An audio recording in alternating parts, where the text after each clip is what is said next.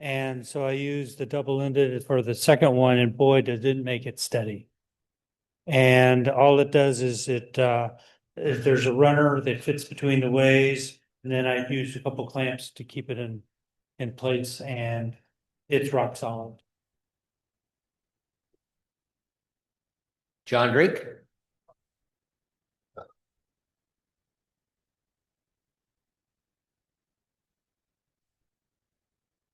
So if you didn't see the video or weren't at the last meeting to watch them do the tumblers, I highly recommend it. They're a lot of fun. So this is my very first attempt at it. It was about 3 or 4 inches longer than that, but I got down there, the end sped off. I have made some steady rests, but I forgot to bring them tonight. I'll bring them next time around when I can do some more turning. I have to finish them up.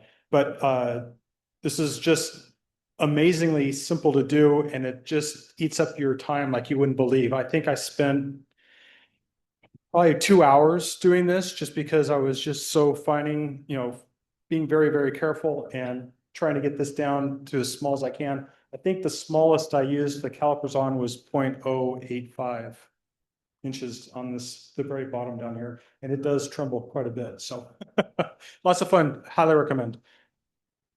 Thanks. Hey, John. Next, we have Jason, who did a nested set of walnut bowls. They're actually elm, which I was surprised with how dark they came out.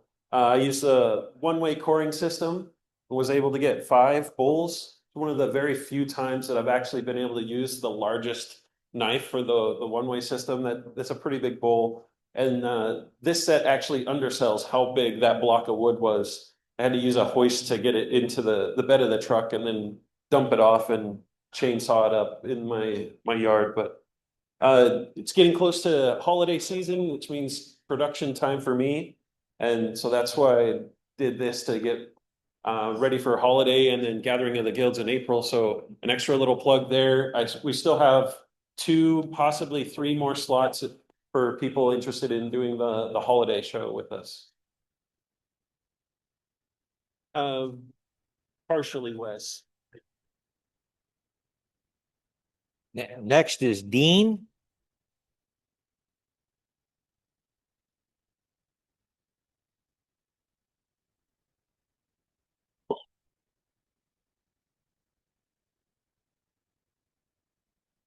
And he's got these 2. Yeah, I got a couple pieces here. This is just a really, really pretty piece of wood. Cherry, so I thought I'd bring that in. It's got spalting and some nice. Sorry. Yeah, this was a piece that I got at the picnic auction.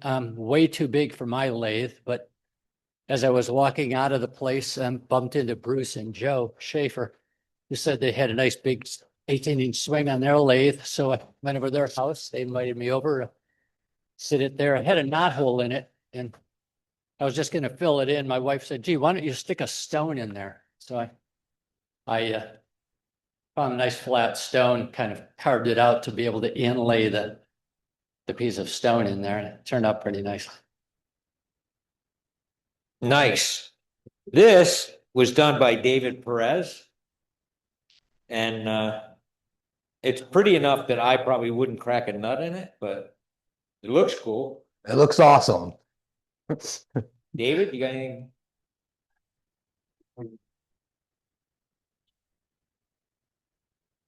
It's even got hair. What's that? It's even got hair. That's actually real mink. So anyway, with the holidays coming up, I've been having family members and friends making requests, so I'm making about a half a dozen of these different types. This will go to my niece. She requested a king. All the parts are turned except for the jaw lever. And then there's a lot of fitting and some mortise and tendon joinery and other stuff. So it's quite a bit of work involved in them. And then I know wood turners especially like to look at the bottoms. So I did a little burl inlay on the bottom in case anybody looks at it. It looks better than the pull from the screw chuck, so. So other than that, pretty simple spindle turning, just a lot of construction.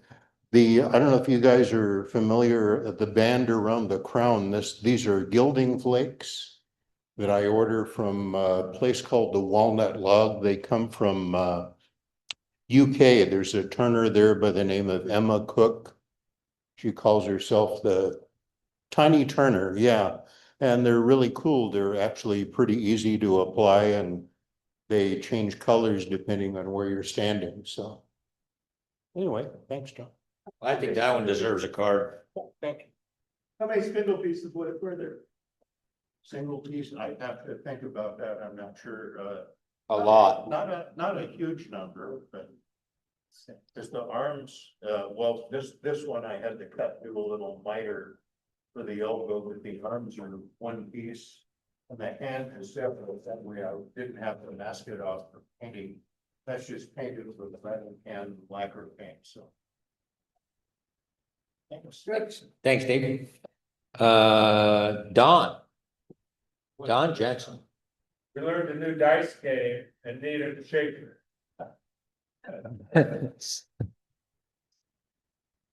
Designed with Russell Ford. Looks cool. And Gene?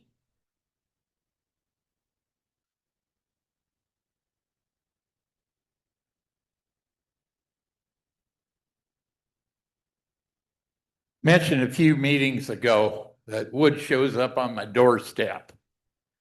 Had 5 pieces of wood. A friend of mine called me up a couple days later, said he'd left me some white oak burls.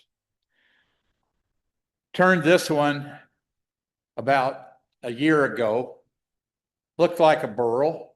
I was happy with it. Next one I did started about a month and a half ago. And it was real punky, but it had interesting grain. It had some spalting, a little bit of what looked like burl, but on the side it had something that was really hard. And it made me start wondering, is it a limb stub that was grown over? Number 3 was real punky. Dave Woods told me about a thing called wood hardener. Went and got some, put it on, turned a tenon, put it up on the lathe and started trying to hollow it. And it went airborne. The tenon broke off. Luckily, I had a 12-inch tool rest between me and the spinning piece of wood, and it bounced it back the other way, or this could have been real hazardous. So this will become a doorstop, I think. Piece number 4, it's nice and hard, except there was a ring around the bottom, and I think that's where the limb stub separated from what grew over it. I'm going to continue trying to make something out of this one. I'll let you know how it turns out. Thanks. Give that to somebody else. Already got too many. All right. Thank you. Next, we have Steve Newberry.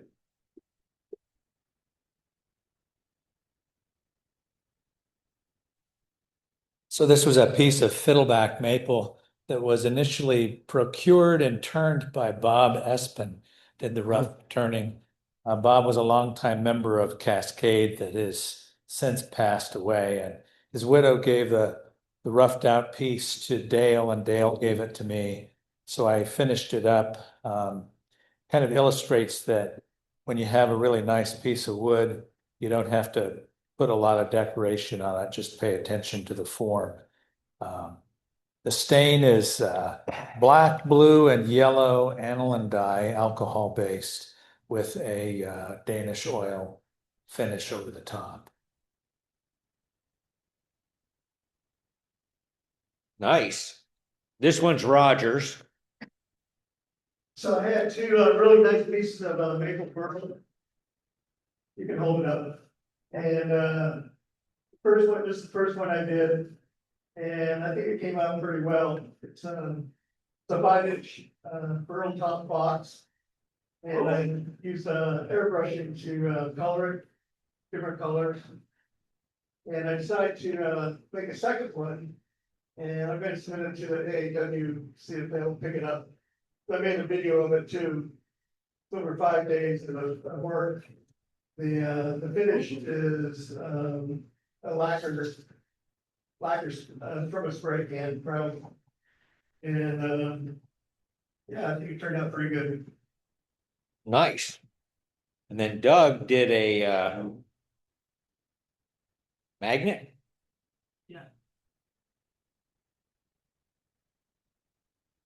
I was always trying to clean up the shop and I was trying to make a magnet to collect grinder shavings.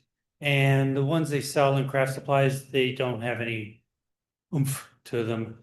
So I realized, well, why don't I try a cow stomach magnet? It's 3 inches long. I put this on my shop table and it rolled a foot to the nearest tool. So I just drilled a 1/2-inch hole, put a handle on it. Now I can go anywhere I want and I don't even have to get up to it and the shavings fly up to it and it ends up like a huge puff. And then I just take a wet paper towel and wipe it off and it goes in the trash. Nice. Get magnet. Skip. I brought, 3 pieces. Yep. 2 of them, for the show, and you can repair something if it's, if you like the form of the bowl. This one I turned into a funnel, and I liked the bowl so much that I made a plug for the bottom of it. And after I finished putting the plug on, I didn't like the way it looked at the bottom, so that I emphasized there was some brass filings. Kind of looks nice. It was way, way too much work. The next time it'll be fireplace wood. The next one would never have burned. It's a piece of spalted maple with a beautiful, beautiful feather in it. And I was getting really enthusiastic about turning the inside until I found out that I had turned the bottom out about maybe 2 millimeters. So I figured that several people said I should just leave it like that, but I was afraid that if it was ever dropped or something dropped in at the bottom, it'd come out. So I made a piece of maple to reinforce the bottom. And since the majority of the bowl is looking at it from the top, I figured that was fine. The last is a wood that very few of us get a chance to work with. It's spalted koa from Hawaii. I have a friend over there that has an orchid farm that has a bunch of koa trees. And every once in a while, one will fall down and start rotting. And I go rent a chainsaw. And as long as it's no longer than 6 inches thick and 12 inches long, I put them in US mailers and mail them back to myself. Because if you try to bring I tried to bring an apple back one time from Hawaii that said grown in Oregon. And the damn ag people took it away from me before I hopped on the plane. So if you ever get a chance to get any wood over there, you can put it in US mailers or UPS or FedEx boxes and no problem.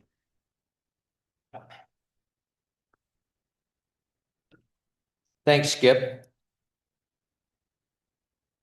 This little one is called Bad Apple, because if I saw an apple that looked like this, I wouldn't eat it.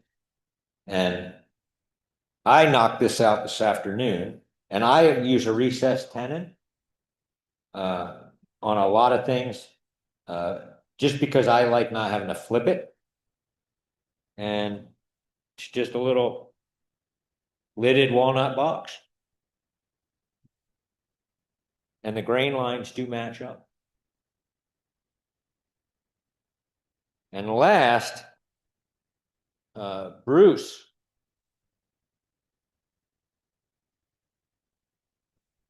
This is an impressive set. If you haven't looked closely at them, there's a lot of work in them. Well, I'm not a stud turner like the rest of you. But there's turning involved in these chairs. All the tenons are done with wood turning. And I turned the front post, but these are called ladder back chairs. And the rear legs are steam bent. You can't hear me? Can you hear me now? Yeah. Okay, so the rear posts are steam bent, the slats are steam bent. There's quite a bit of work and I wove the seats also. This is cane and you soak it in water so it's pliable. And then it's a weave with a herringbone weave. This is called shaker tape. This is a type of seats that the Shakers used when they made their chairs. One of the challenges, these are both ash. I think ash is kind of boring to look at, but one of the advantages is it's it'd be like a blank canvas, and you can do a lot with ash that you can't do with a lot of other woods that are much more figured. So these are with water-based aniline dye, and then I used Osmo on top. One of the problems with water-based dyes is that it runs if you put a water-based finish, but if you put an oil-based finish on it, it changes the color. And especially this blue chair, I really would have liked it if it turned out to be more pure blue, but the finish kind of gave it more of a blue-green look. So I'm going to maybe try using lacquer or something because I need to do something where the color will be pure, but it can't make the dye work. So anybody's got any wisdom to share with me, I'm all ears. Thank you. Thanks. These handles were all done by Jimmie Allen, our presenter tonight. It's a great example of the tool handle holders that he has. You can make your own handle. You can do whatever you want. You want to say anything about them? Yeah, they're nicer than they can be, but we'll talk about them all night. Yep. Yeah. And that's it for our show and tell. Thanks.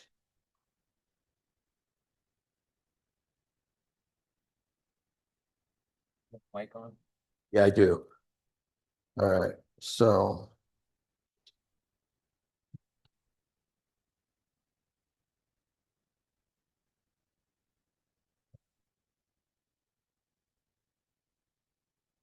Sorry. All righty, we have a whole hour more to talk about handles. All right, so we're gonna do a handle demo tonight. As always, I'm not a professional turner, demonstrator, or anything else, just somebody that likes making stuff. Same as everyone in this room, obviously, that's why we're all here, right? All right, so what are the advantages of making your own tool handles? You can make them fit your hand. People with arthritis, somebody came over, he saw a 2-inch blank in the lathe and he's like, I think I need a little bit bigger than that. And he couldn't close his hand all the way. So he made some handles that were fatter than anyone else could use, but they worked for him. I probably make my handles a little smaller. It depends, but I'm going to pass numerous samples around all night. We're going to go start to finish. I'll pass this around first. When we're done, this is what we're going to end up with. So we're going to drill a hole and tap a hole for a pipe plug so that you can add lead shot to the back. We're going to drill the hole for the insert and then a little bit deeper for the tool and then make the tenon for the recess. So this is what will look like when we're done. It probably takes longer to tap the hole than it does to actually turn the handle.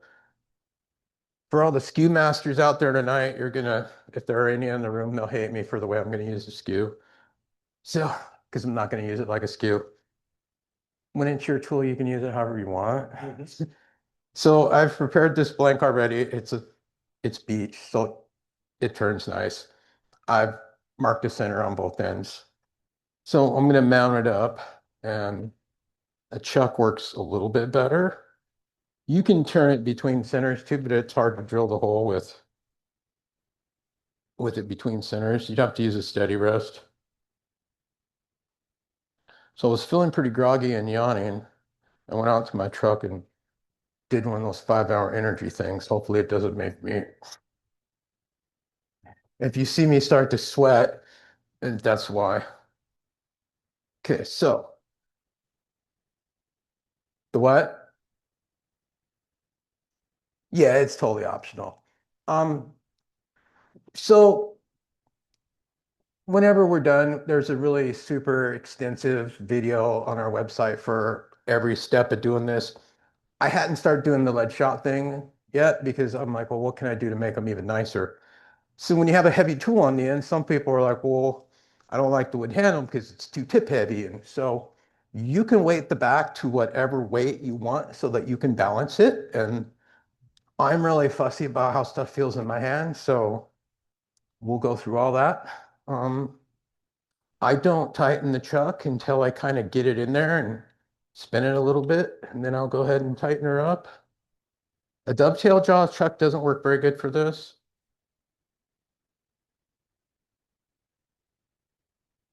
Okay.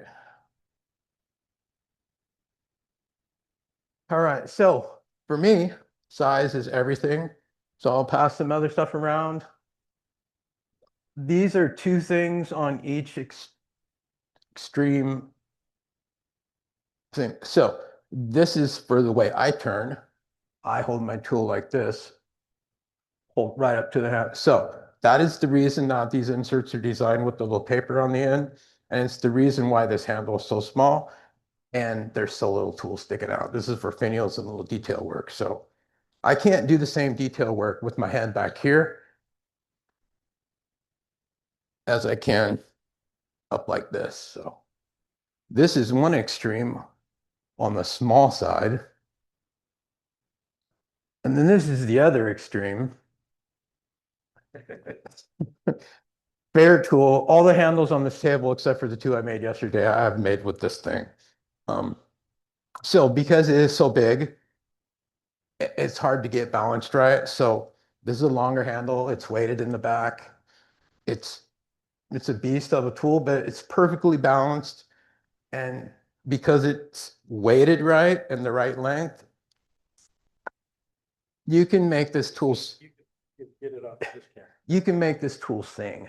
So I'm going to pass it around. It is sharp though, because if you slips out of your hand, I have a gash in my leg from one of these.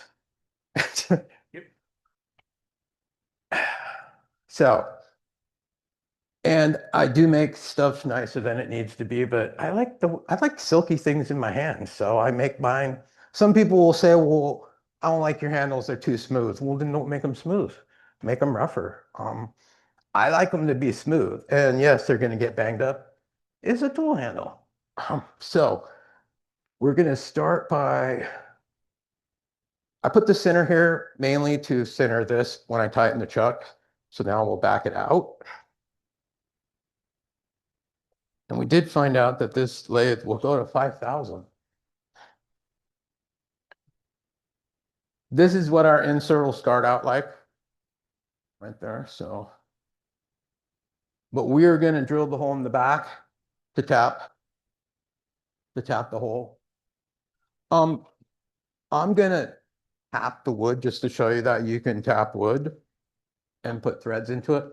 You don't have to use a plug. You can drill a hole and you can put a wood plug in the end. And I like being able to take it out if I want to add more or less. And so anyone that knows me know that I will go to great strengths to make things more complicated than they need to be. All right, so I'm going to slow this way down. You showed me how to use this thing, but now. Oh, that's right.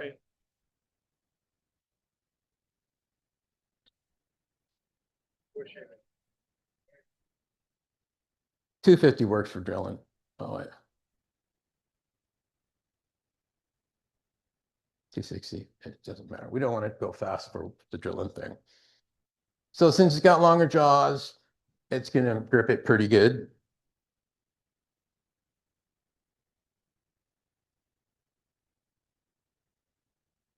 And you're gonna have to move this.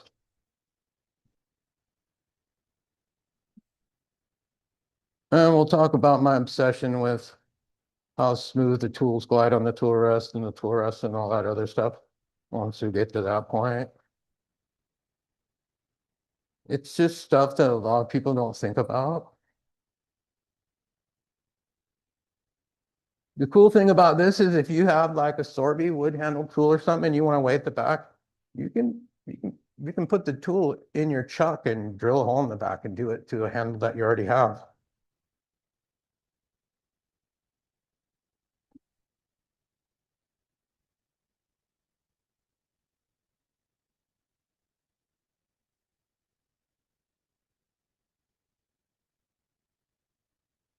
Good enough for what we're doing here.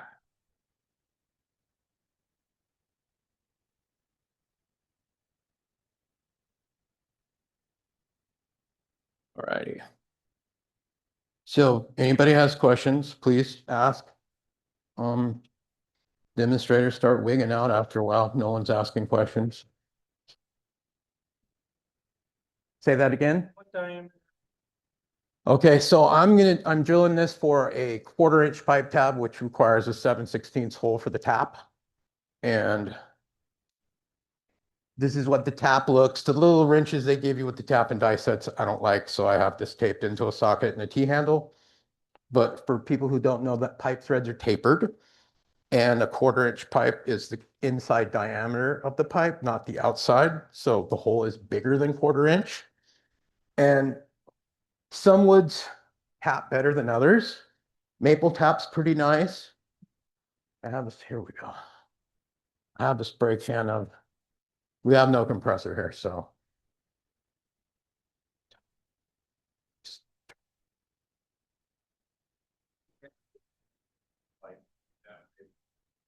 You don't. I mean, I like being able to unscrew the plug and pour it out. And if you, I'll pass the other handles around. The only ones that don't have the plug in the end are the ones I made like 6, 8 months ago. All the ones I make now, I just do it because I don't know, it's another thing to play with. And it really does weight the handle better. It balances it out. Okay, so to tap holes in wood, CA glue helps you out a lot. I'll have to do it a couple of times. What it does is it reinforces the threads. So. CA?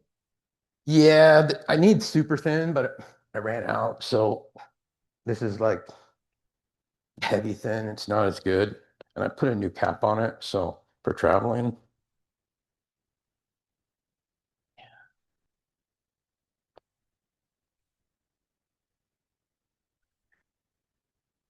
So I'll do this a couple times. And it's wood taps a lot easier than people think. I mean, Beal makes a set of wood taps just for that kind of stuff.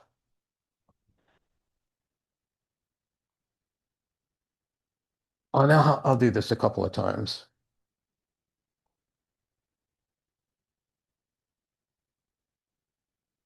Not dry, it gums up the tap.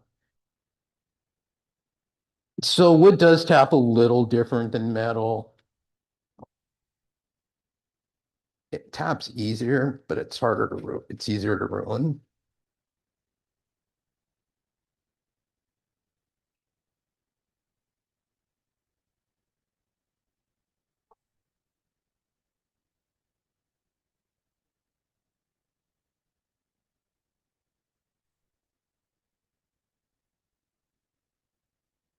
I'm going to talk a lot when we do this because otherwise you could have a panic attack because everyone's staring at you and no one's asking questions. So we'll do this another 2 times maybe. Let me let it dry. The super thin works better. My super thin I ran out, so this is heavy thin. The super thin blows and soaks in faster. So I forgot to. He wanted to know what grade of super glue, and so it was super thin works the best. I'm out, so I have heavy thin, and I used a Starbund. I think I saw Starbund back on your guys' table. They're fantastic people to deal with. I think they got the longest shelf life of any of the glues out there. Their epoxy works really good. All the inserts that I've epoxied in has been with their epoxy. they give you this cool little silicone spatula and mixing trays, and I'll show you that when it gets time. I'm not gonna mix any epoxy, and I think everyone knows how to mix epoxy, and it's messy.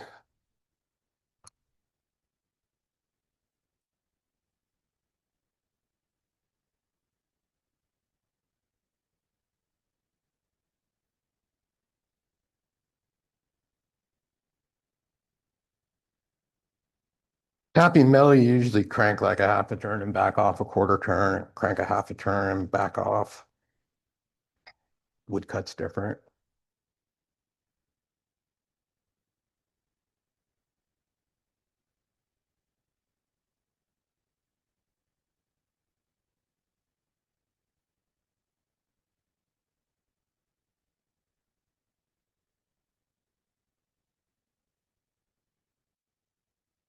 Isn't the reason you have your lathe so that you can make cool stuff?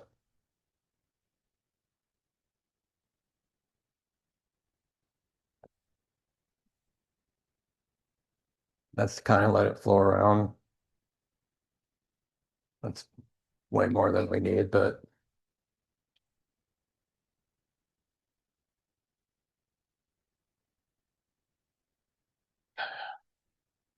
So again, you're using a pipe threading test? yeah, the question was a pipe threading tap. So I don't know if you can see it on camera, but it is tapered. All pipe threads are tapered, so the tighter you tighten them, makes the seal better. And the plug will be this little guy. They make all different kinds, but for what we're doing, I like the recessed Allen head ones, and they're very short. Sorry. So that's the plug. That's the little recess for the Allen head. And I'll run this through again, and we'll see if it's deep enough. The plug is pipe thread. The question was, is the plug pipe? Yes. So it's a standard plug that you see on almost all pipe fittings. Anybody has air compressor, all the fittings that you have for that stuff are usually pipe thread. If you get the thin super glue is a little bit better. It almost feels like you're tapping acrylic thin.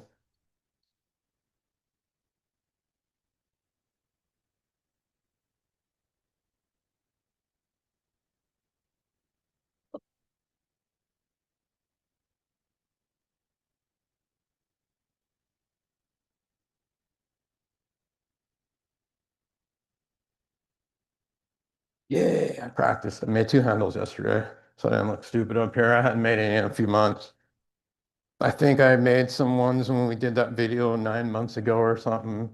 I'd made, oh, like maybe 15. Then I had a demo at one of our clubs, so I spent 3 days and I don't know, I made like 25 handles or whatever. Kind of obsessed on it, but anyone that knows me won't be surprised by that. All right, now I'm going to flip her around.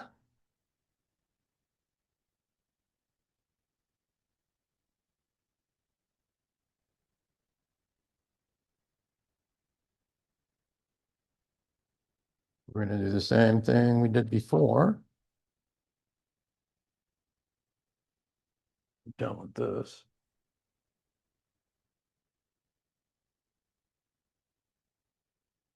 See, that didn't take very long, did it?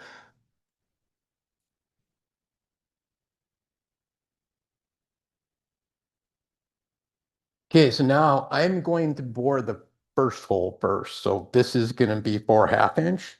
So it's going to be a 5/8 hole. And we'll use a Forstner bit for that.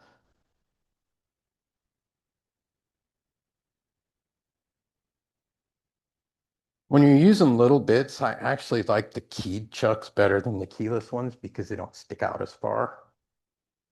The keyless ones are like this long, and by the time you get your bit in it, they're sticking way out. So we only need to go so deep.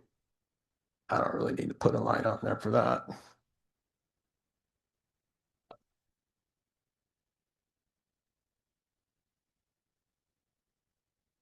So I just get the point. I had punched the center hole in this when I prepped the blank. If you kind of tighten it and there we go.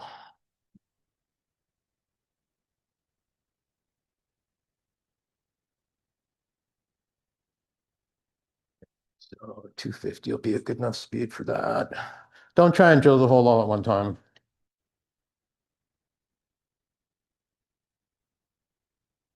Once we get the head in there a bit and we're going to back it out, clean the hole.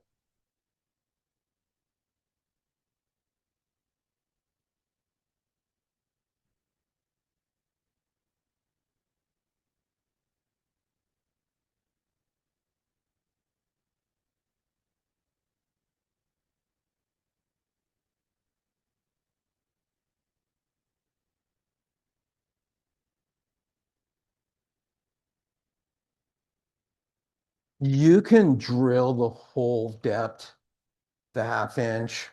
I narrow it down to 7/16 so that there's more wood in the center of the handle, but you can drill the whole hole 5/8. You don't have to neck it down like I'm gonna do.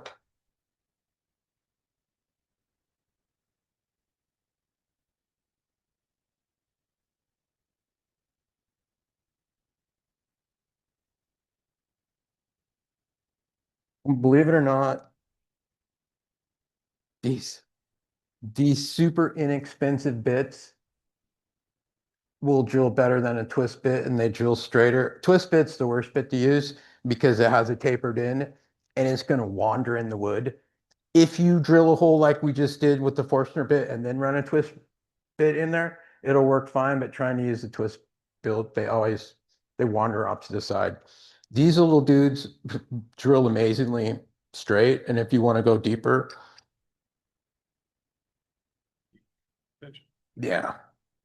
I have some longer ones that I drilled like 12 inches and I literally can stick the whole bowl gouge in backwards and have a 1/2 inch stick out at the end for traveling.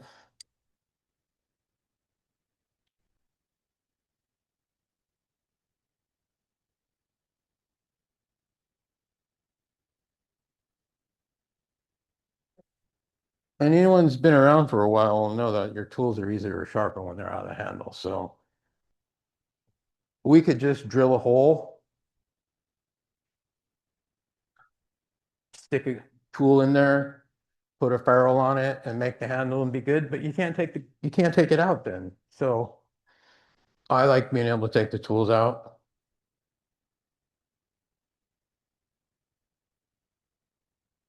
Stop it.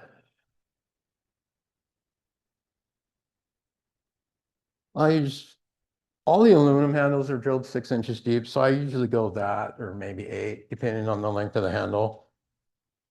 I think this is probably around 12 inches and then it'll have 2 inches, so it'll be a 14-inch handle or so.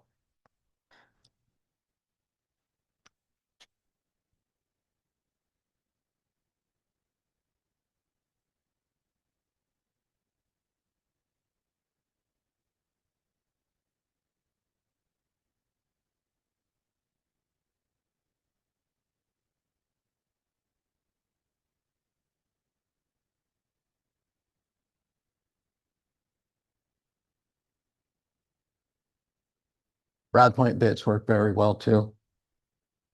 They drill the best. It's just brad point bits when you get into the bigger bits are a lot more expensive.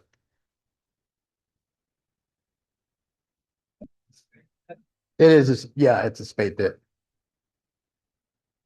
Not as bad because it's flat. And the ones that have the screwed twist on the end, like all the new ones are, don't use those because you have to put the lathe in reverse and they want to pull themselves in once the screw starts. So these I've had forever.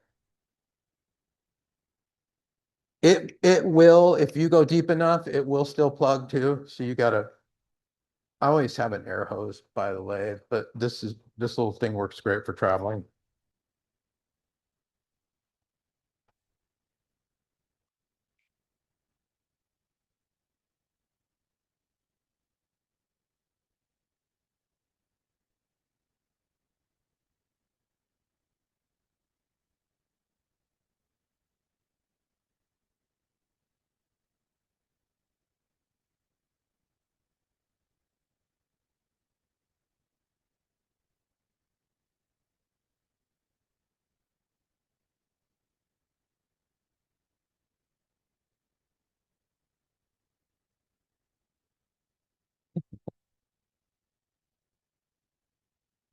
See if it fits. Okay, so this is tight, but there's a fix for that, huh? Oh, it's hot. All right, so if your bit doesn't, piece of sandpaper. You can wrap it around anything.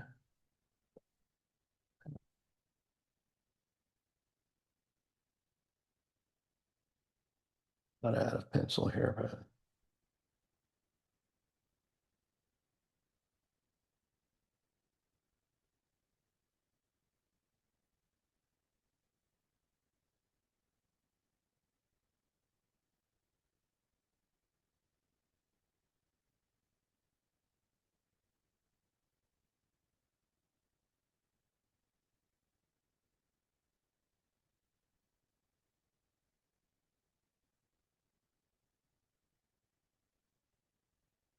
We go. Ready. So now we go with our ferrule. It only took me like 3 or 4 handles before I figured out. I kept shutting the lathe off and backing the tailstock off and testing it. And then I'm like, after a couple handles, I'm like, dude, just leave it on there. You don't have to keep backing it off each time. Isn't it funny how that happens? I'm not the only one in the room that's done that. After you've made 10 of something, you find an easier way.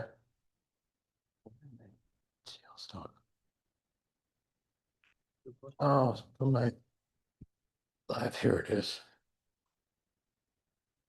This one will work for now. So now I put the ferrule on here so that I can. Yeah, let me turn the handle before I do that. So if you don't, for my stuff, I've glued a lot of times I glue it all up first. But if you have a really pretty piece of wood and you can make your whole handle and not glue this in until you're done. That way, if you ruin your pretty piece of wood, you just start over again. I'm gonna get this round before I do that. So for this, I'm gonna use a skew. I've already treated the lathe with this spray, my tool rest, and all my tools. So 2 of the local clubs I belong to all have this product called Dynaglide, and you will be amazed at how awesome this stuff is. I didn't even clean the rust off the bed ways of the lathe. Can you see how this thing slides on here? This stuff is absolutely amazing. Yeah, I put it on my tools too. It's called Dynaglide. So both clubs get it by the case and sell it through the club store because I mean, you put it on your table saw, you put it on anything metal, and it's amazing. I don't know. I think it's kind of similar. 20 some years ago, they used to have this stuff called top coat that you sprayed on your table saw tops and stuff like that. I believe it's a similar product, but probably more corrosion inhibitors with it. DYNA Glide Plus. It's awesome stuff. Once you start using it, you got to have it. So I'm really fussy about my tool rests and my tools, the way they glide on the tool rest. As soon as I even get one little hint of pitch or anything sticking to the tool or the tool rest, I'm done. I stop the lathe. I'll clean my tool rest. I'll clean my tool. You have a die grinder. These blue roll-lock discs are fine. That's what I polish everything with. I'll pass one of them around that's not used. This is a cordless die grinder. You can get them from Harbor Freight for like 25 bucks for the air ones. If you don't have a die grinder, you can use them in a drill. I polish everything with those things. They're amazing. Every woodturner should have some of those. And I will pass my tool around because I brought a second one to use. you'll be able to tell the difference. Our tools are pretty shiny and pretty polished, but from here up where it rubs on the tool rest, you'll notice that it's polished a little bit more.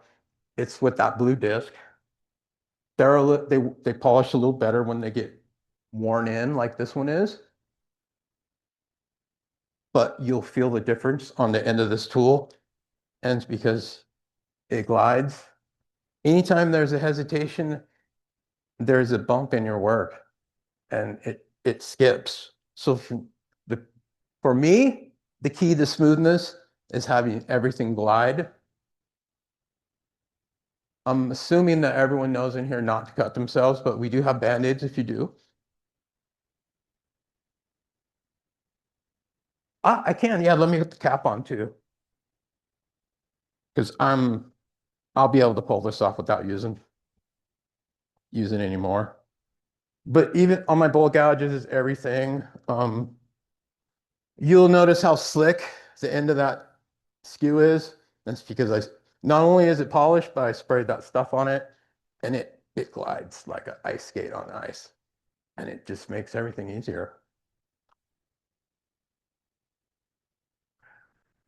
And that's one of my favorite tools to use. I stand in front of my work because I do smaller work. So if you hold that tool in the middle, you will feel how perfectly balanced that tool is. That has a short handle, so it has a 3/8 pipe plug in and a bigger hole in the back because it's a shorter handle. And if some people don't even know what a balanced tool feels like, and it's like part of you when it's balanced. This one's balanced as well. So, all right. Now we got to figure out how to make this go faster again. Wish you ended turn.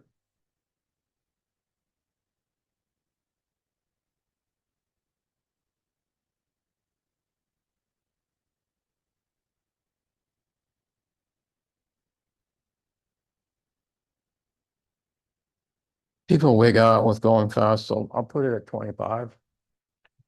Yes.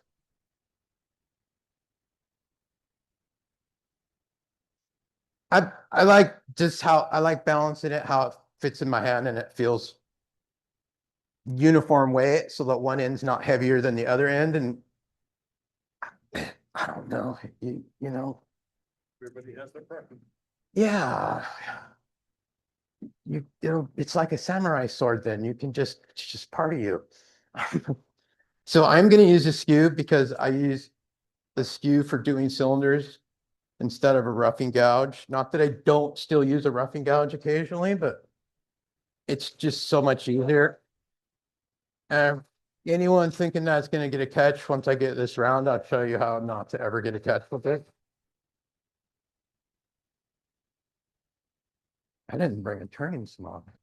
Wow. First time. I knew I forgot something. Oh, I didn't take it out of the chuck. All right, so I got to take it out of the chuck. Or I won't be able to do the end.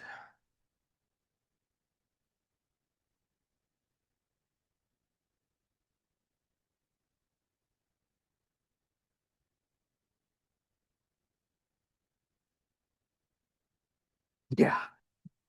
If it was really long, you could just keep it in the chuck and do that. But I flip it around, so I want it out of the chuck.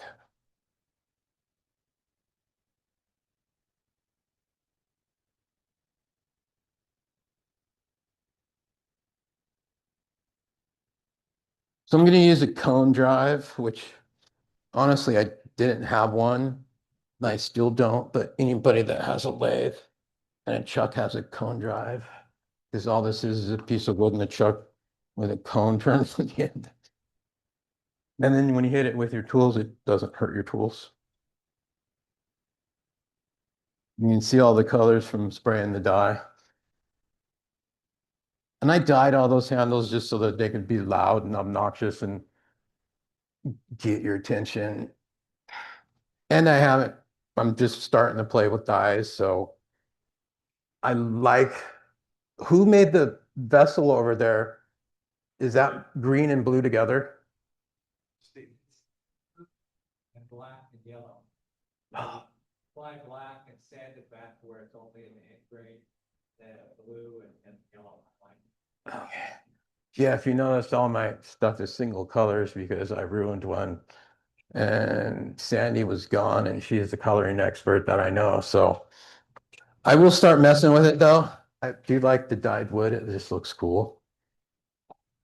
And if you get a catch with the skew, when you're using a cone drive or a safe driver, the wood just spins. It doesn't catch. I am using a longer tool rest, so I don't have to move the tool rest a bunch back and forth.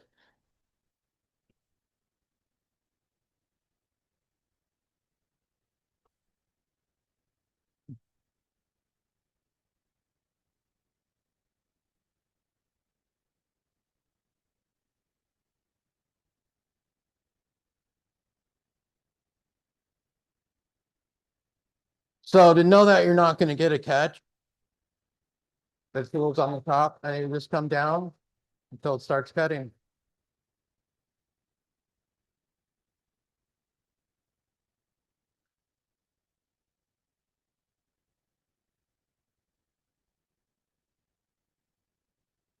I don't get a lot of time to turn, so I have a tendency to strong arm everything and go fast now. So I'm going to try to go slow. And the skew gets a bad rap, but it can't catch as long as it's on the bevel. It can only catch when you come off the bevel, which means you raise the handle too high. And so someone brought up tool rest stuff earlier tonight. Everyone seems to be an expert on stuff. Put the tool rest wherever it feels comfortable for you. And don't worry what people say. Like I'm going to raise it up a little bit so my handle's more level than angled. I let my tool rest up with the bed ways, then I know I'm making a straight cylinder.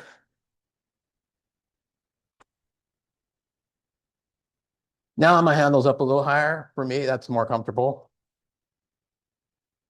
You don't have to go back and forth. You can do this. Or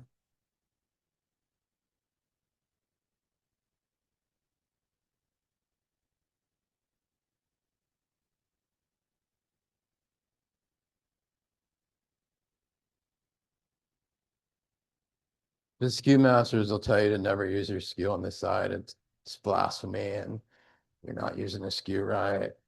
It's your tool. Use it however you want. See the thing? It's perfectly safe here. And you just come down until it starts to cut. You want to take a bigger bite, raise the handle. You want to be safe, you just come down until it starts to cut.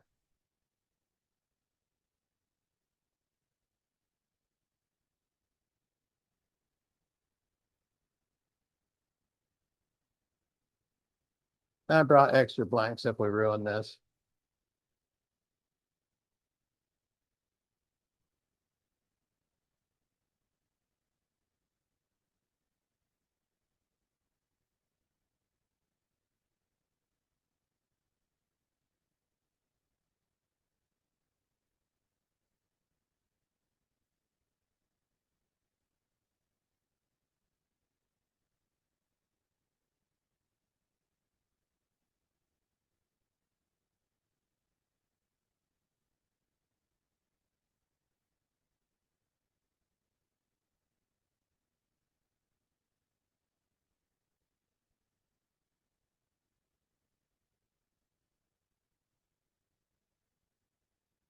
I don't slam my pretty handles down as harsh as I do the other ones. The tool handles.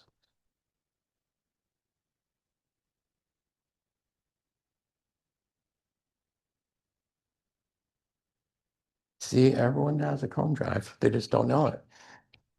Any piece of wood can get turned into one. Sorry, this. Oh.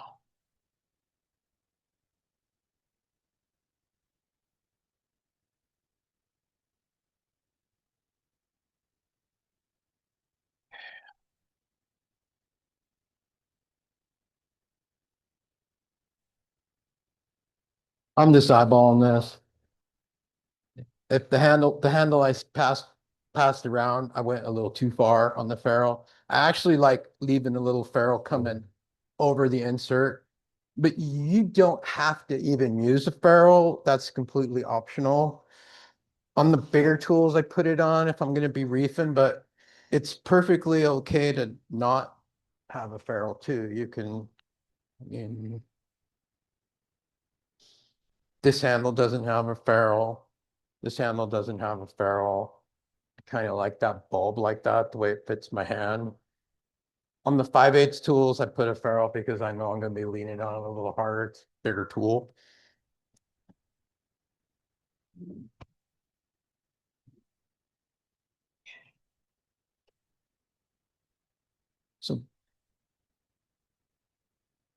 So basically, the insert right now, anybody that makes pins, so the insert, just consider the insert your bushing.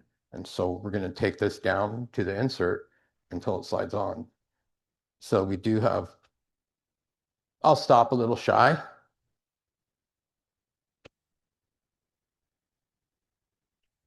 See, can't cut.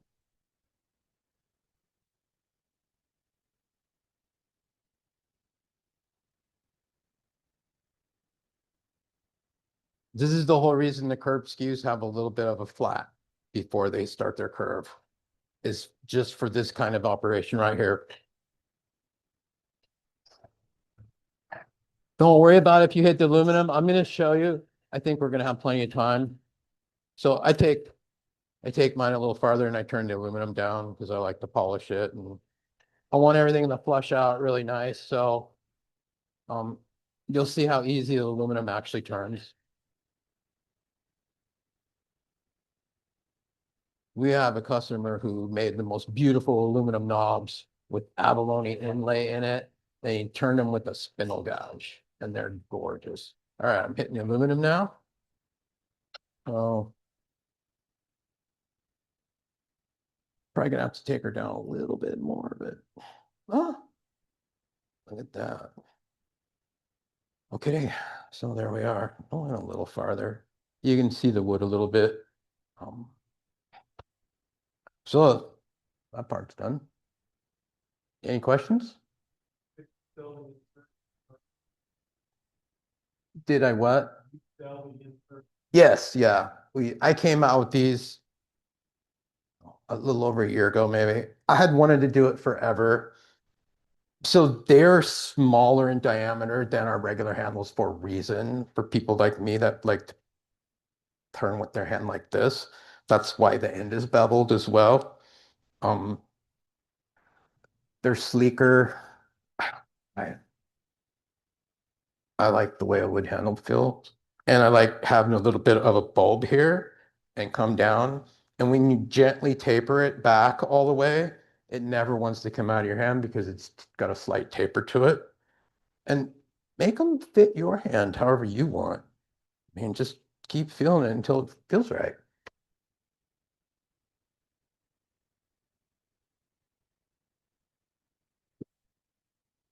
So we're at 25. I don't think that's too fast for what we're doing.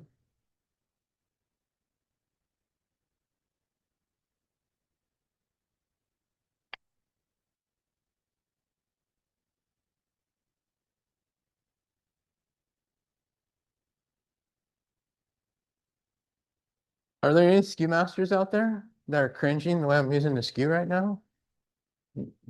You're not going to admit it if you are. They'll tell you to never use a skew like this. What's that? The roughing gouge, I mean, roughing gouge works. A bull gouge on the side, a fingernail bull gouge on the side works. In the video, I show that. You can use a spindle gouge. You can use a carbide tool. You're just going to have to sand it a lot.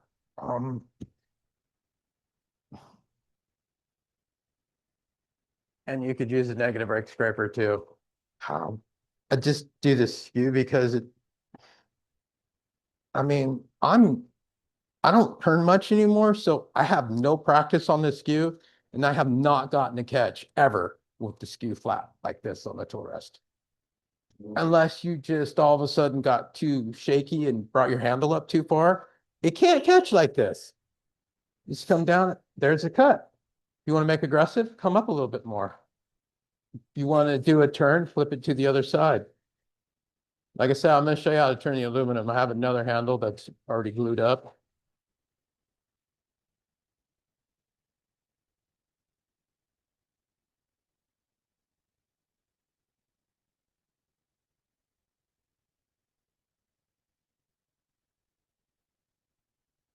If you like your handle to be straight, then make it straight. I like mine to taper back a little bit, so.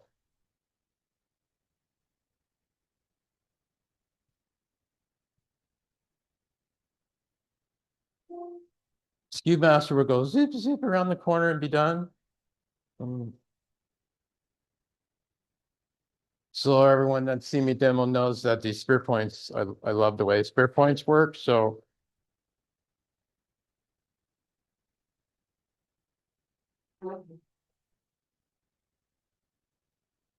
Spindle gouge would work.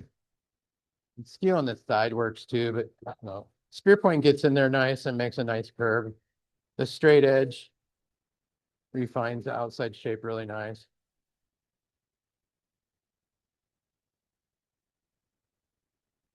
It's not cheating if it works.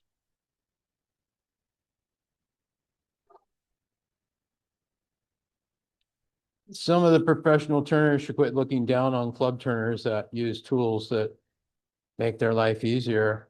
How many times did people tell you if you learned how to use a gouge, you wouldn't need those other tools? Well, it takes years to become a journeyman wood turner. Very few people in this room are going to do that.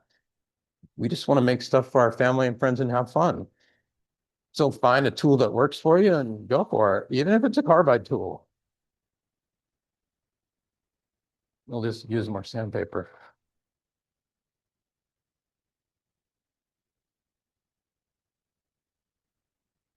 See, same thing.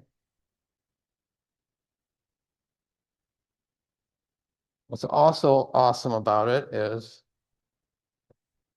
John can show you different ways. I already have this sharpened back of the wood before you even get your grinder platform set. So credit card home between my fingers. If you can't go back and forth, just go one way.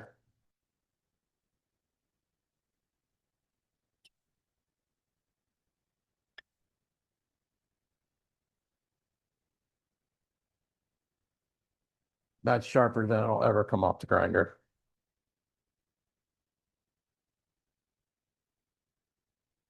You can do that at least 50 times before you ever take this tool back to the grinder again.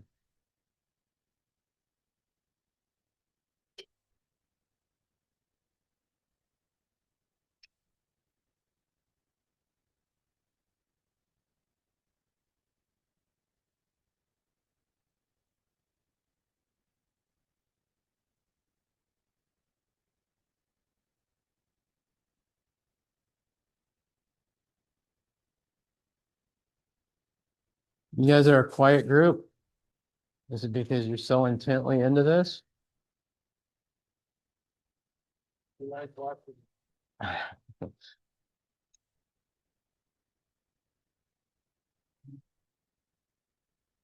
I know everybody knows me for demonstrating boxes, but I haven't made a lot in the last year or two, so I'm not as proficient at it as I was. I've at least done this enough times now, I can do the handle thing kind of in my sleep.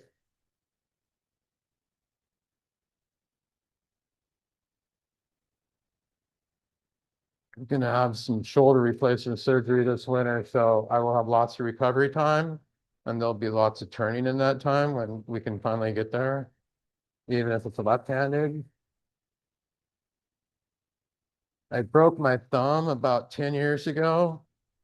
And I got more turning in with the broken thumb than I did probably in a month's time with the cast on than I did in a year. I had all these notches filed in the cast for the tools.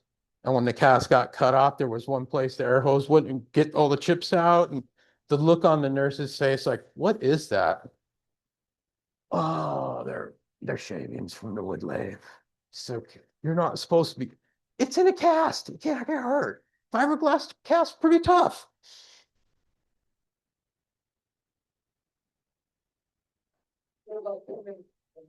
For what? Till we're done? Totally? Okay, well, that's good to know, because I literally am almost done. Now I'll go a little faster.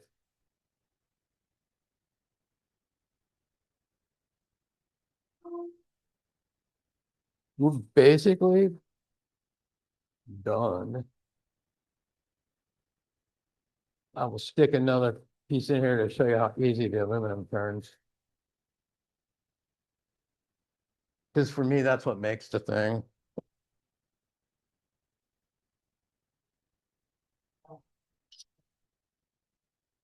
And some sanding to your liking, and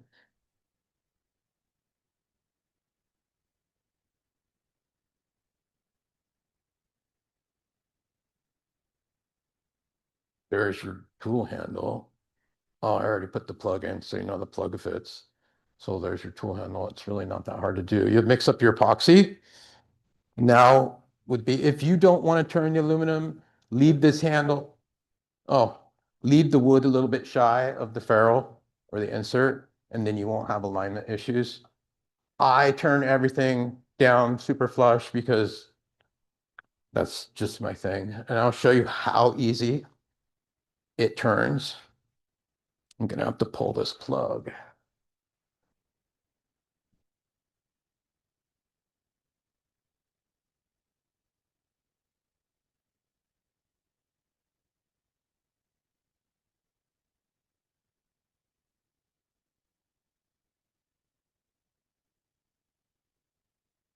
You can see how much shot's in here.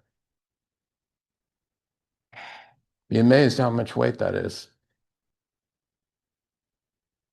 And you can only buy this stuff in 25-pound bags. I didn't know that in the beginning. I looked everywhere. Yeah, you can't get it. So that's why we have it in a little, I think, 2-ounce bags or some. How many ounces? 8? Okay. Okay. So you will be absolutely astonished at how easy aluminum turns. Okay, I'm gonna turn it. I was super cautious in the beginning and didn't go over 700 or 800 RPM, and it took forever. I found 2000 RPM seems to work awesome. Same kind of thing.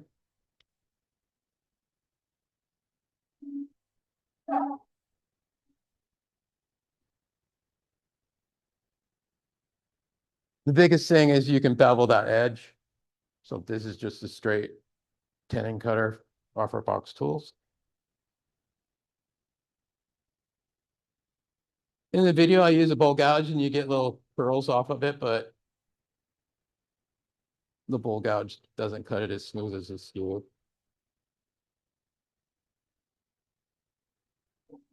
And you could stop there just with the bevel.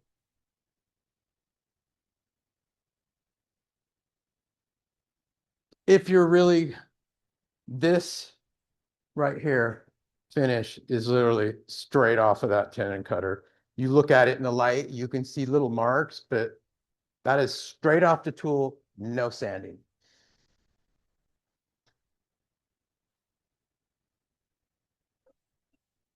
So it really is amazingly easy to turn.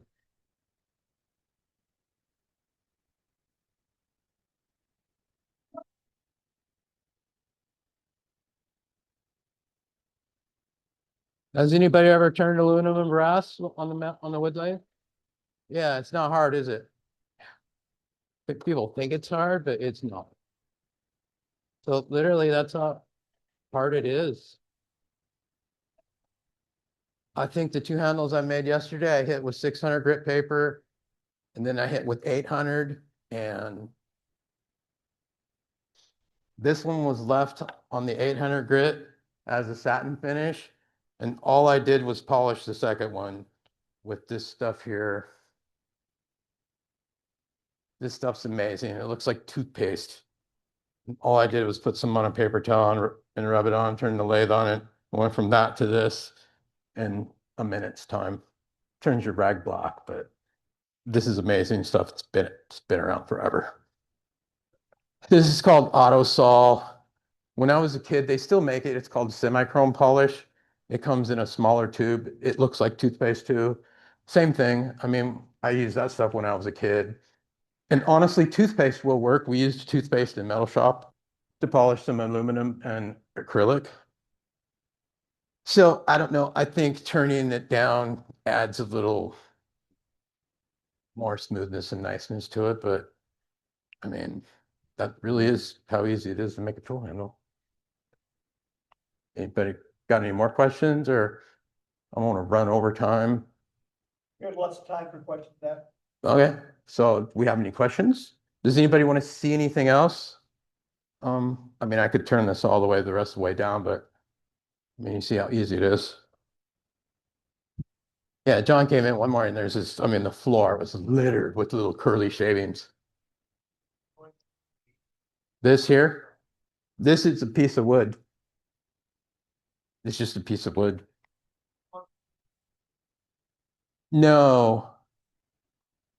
So I took this handle I already had glued up. So I had a plug in it. I pulled the plug out. So this is just literally, this is a piece of wood that since I don't have a cone drive, where'd the key go? I just turned a piece of wood down, round, and then stuck it in the chuck and turned the cone on the end. In the chuck.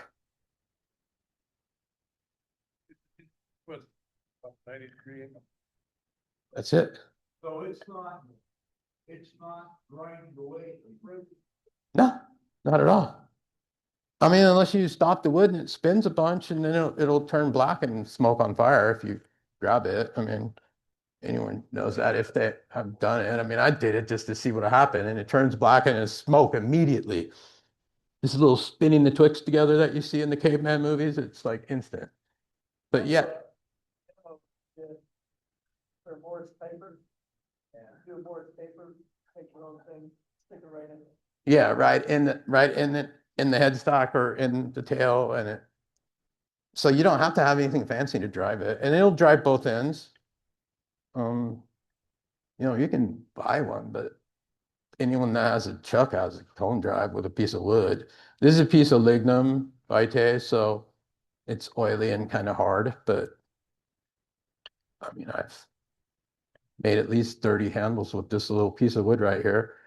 You know, every time I take it out of the chuck, I got to true it up a little bit, but that's it. And I don't know if you can see it, but I mean, it hasn't done anything to the wood. If you over tightened it, maybe, but most lathes won't let you tighten stuff that tight anyway. Tailstock will slide a little. So yeah, this would I would finish turning this down, sand it real quick, and then I would dye it. I don't know what color. I'm gonna try the black. Multicolor technique. Yeah, I'm gonna, maybe this will be the handle that I play with it on. So there you go. I mean, hopefully it inspires you to make your own handles just because they're cool. Isn't that why you got your cool shop and all of your tools in your lathe? Yes. Other tools that have hands. Talk about how to build a hole. Oh, like chisels and stuff? I would just drill the regular round hole, and then I would fill the hole with epoxy and put the chisel in and put a ferrule on it first. Drill more than one diameter. For just like a wood chisel or something? Yeah. And sometimes you take go to a point, you get a bit fatter. You might make the hole small, a little bit smaller. Driveway. Oh, that's for like English tools that are already in a handle. They bang them in pretty tight. That's why they break the ferrules sometimes. You could grind it. I would still I can make any tool I want now, so I don't have to deal with the English tools anymore. But you're right, they were tapered because I have taken some out of the handle, and it would be harder to put it in a handle like this, but I think it could still be done. You could always drill a hole and epoxy that tapered thing into, and then into a round dowel that would fit in your handle, and then you'd be able to take it out like that. I mean, there's always a way if you just got to figure it out. Yeah, I don't know why they do the tapers like that.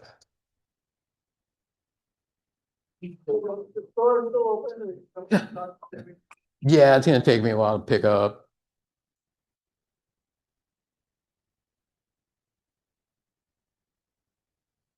Time goes by fast. Take your card scraper or your card sharpener at all? No, Use a dry. yeah, and they last forever. Honestly, the more worn they look, the better they are. This is a newer one. It doesn't go as sharp as. There's the other one. This one's like 15 years old and it actually works better. Yeah, and they're $15. And they last a lot. And these are at least the DMT brand and the American ones. So the Chinese ones, they sell you the same. They have green, red, and blue, like the DMTs, but they're not DMTs. They're like half the price and the diamonds aren't as consistent. And I mean, they're already inexpensive. So when you see the 3 for a set and it's $15 for the set, you know they're not the DMT ones. Those pads. Thanks, Jimmy. That you had for, oh, I'm sorry. No, go ahead. For polishing, where did you get those? Oh, you can get them at any hardware store, like Tacoma Screw has them. Honestly, Harbor Freight even has them. I don't know what they did with it, but It's right over